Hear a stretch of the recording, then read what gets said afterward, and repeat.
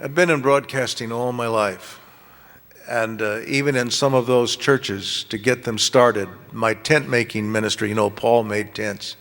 I went into broadcasting and did news.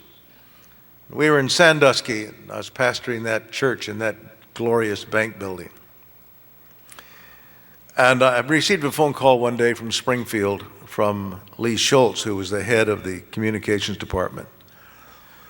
He said, "We have an opening here at headquarters for someone to come and be the director or the secretary of the radio television department. You're an ordained minister and you've got a lifetime in the business and you'd qualify. Would you pray about coming?" So Darlene and I prayed about coming. The salary was huge. Unbelievable salary of $16,000 a year, which was half what I made in a home missions church. So lured by the extravagance of the wealth, we began to pray, why would I want to leave that beautiful sanctuary in Sandusky and go to work at headquarters, a corporation, for half the amount of money on which we could not live? I had 4 children on $16,000 a year. God said, go. So we packed up everything and we headed out. David was already there at college at Evangel. We packed up everything else we had, including a Siberian husky dog and a cat, into our car, and we headed for Springfield. You do not live, even then, back in those days, you do not live well on $16,000 a year. It's barely. And we got into an old house in really a slum, and it's all we could do. You will never come out ahead if you try to live beyond your means. Don't try to keep up with the Joneses, because you can't. They don't exist in the first place, and they make more money than you make. So it's pointless to try to keep up with the Joneses. And this house was just pretty awful, in a pretty awful part of town. But it's all we could do. At that time, I was directing the radio broadcast called Revivaltime. C.M. Ward was the speaker. That broadcast was the official Assemblies of God ministry. It was on the ABC radio network at the start. We had the same agent as Billy Graham, the Walter Bennett agency out of Philadelphia. And Revivaltime and the Hour of Decision went on radio about the same weekend, I think, on the ABC radio network. And then ABC was sold to somebody and they took off all religious broadcasting, including Dr. Graham. And so we all went into syndication, which was a blessing of God, because we went from the 150 or 200 stations on the network into about 600 to 700. We actually hit 700 stations in syndication in 80 nations of the world. It was the number 4 radio Christian broadcast in the world. And every week, Dr. C.M. Ward would fly in. I always thought he was the greatest radio communicator, he and Paul Harvey, who ever lived. And we often wondered, what will ever happen here if he retires? What will we do? What will we do? Ward walked into my little office one day, and he said to me, I am retiring at the end of the year. I think he was going to be 68. So the word got down to the executives and the executive presbytery, and they began to put together a formula to find someone to come in and preach on this vast radio network. Finally, they decided on the plan. There are 57 or 8 districts in the Assemblies of God. Every district superintendent would send in one nominee, someone they knew they thought could maybe communicate on the media, and they would bring in those 57 or 8 names if there were indeed that many, and then the executive presbyters would go over it in closed-door sessions and pick out the top 5.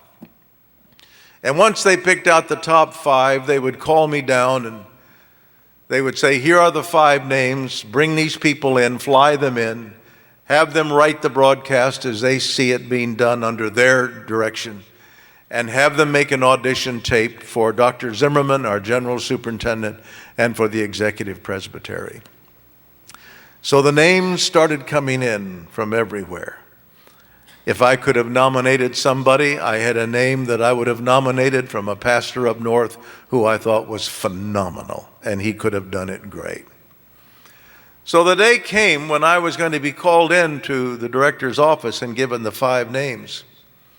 You must understand that C.M. Ward, outside of Billy Graham, was the most recognized name ever in Christian broadcasting.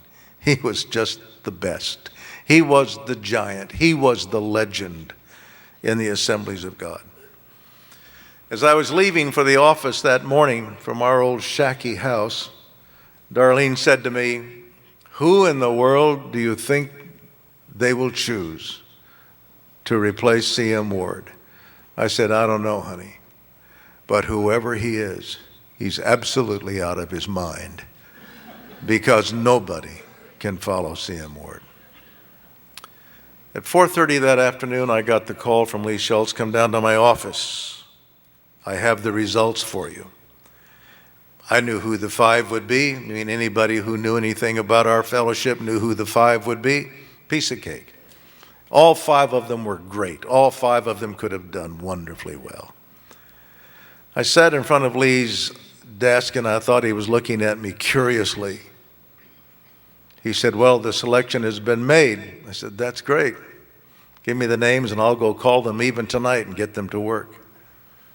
He said, "Well, actually, there aren't 5. I said, 3? No. He said, "Actually, there's only 1 finalist."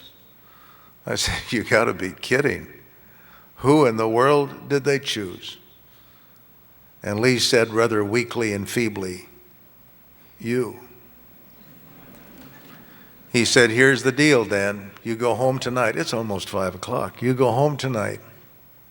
Write the broadcast from theme to theme, all 30 minutes of it, the way you'd like to see it presented. Go to the library of our music in our recording studio, choose the songs that you want to sing, the opening and closing themes by the Revivaltime Choir, the special numbers you'd like to use. You write the offer, you write the sermon, you write the altar call, everything. Be back in the studio at 6 o'clock in the morning.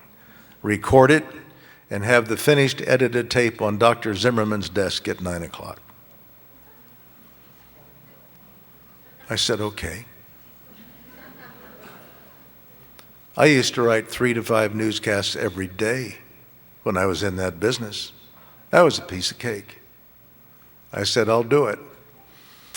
So I got home that night and Darlene said, "Are there finalists?" I said, "In a way." "Well, who is it?" I said, It's me."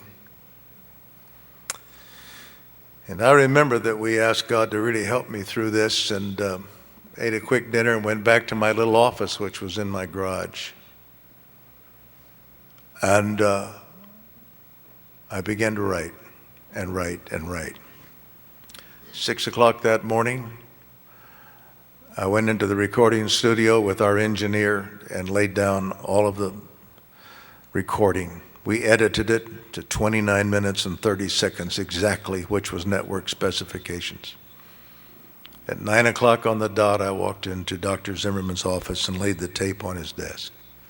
I said, "Here you are." And about a week later, I was called back into the executive presbytery. You have to understand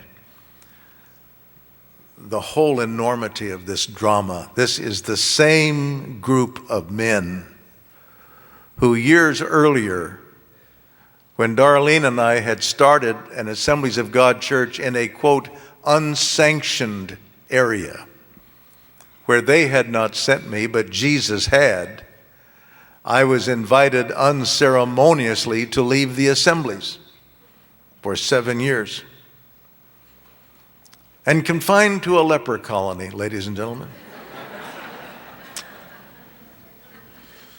And now these years later, I'm called into this august group, the leaders of our fellowship, they said, God has called you to preach on Revival Time. And for the next 17 years, 8 of which I spent pastoring this church in those early years, but for 17 years, every year around the world, it's Revival Time. And preach the gospel to people all over the world in 80 different countries every Sunday. Over 1.25 million letters came in during that length of time with the most remarkable stories you could ever imagine. And I always thought back to that day in Sandusky, in a very nice office with a comfortable salary and a happy life, when I received a phone call saying, come to Springfield for less money than you can live on and direct this broadcast. And a year later, had access to the world. God leads his dear children along. It didn't happen the day he called me. It didn't happen the day the phone rang from Springfield. It happens after God learns that you will trust him with everything. It does not matter what the circumstances are. It doesn't matter if friends of yours seem to be doing far better, infinitely more blessed. Jesus will say to you, as he did to Peter, who asked about John, what's that to you? You follow me. I've called you. This is my call on your life. Perhaps some of you have received calls from God not to be a preacher or a missionary or evangelist, but a call upon your life to do something for the Lord that was so outrageous, so far out. And you said, okay, God, I trust you. And you know that God anointed you to do that. But years have gone by, and nothing has happened. But God's giftings are without repentance, the Bible says. That means he does not take them back. God's call on your life is forever. God is leading you, his dear child, along. He is preparing you for a work that you could not do a short time ago. But he's building you and creating you so that you will be able to do it in the future. Well, Pastor, what's required of me? Unshakable faith. Unmovable faith in him, not your circumstances, in him. It took David 10 years. He was a piker. It took Moses 40. I hope it won't take you much longer to enter the open door. Would you stand with me, please?